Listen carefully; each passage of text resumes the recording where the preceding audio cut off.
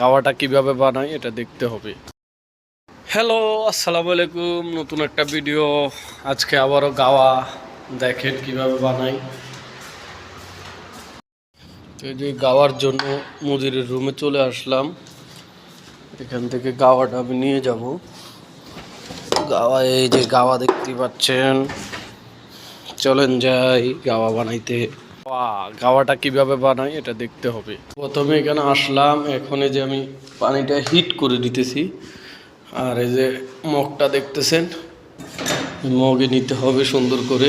তো দেখতে থাকে জন্য কিন্তু এই যে আলাদা একটা চুলার প্রয়োজন। দেখা যায় এটাকে উতরাইতে হবে, ভালো করে উতরে পরে দিতে হবে। তো ভিডিওটা দেখতে থাকেন। দেখতেই পাচ্ছেন অনেকে যারা নতুন সৌদি আরব আসতে চান, অনেকে অফিসে চাকরি হবে, তাদেরকে কিন্তু এই যে চা গাওয়া বানানোর শিখাটা দরকার। চা বানানোটা সবাই পারলেও গাওয়াটা কিন্তু একটু পারফেক্টভাবে বানাইতে হবে।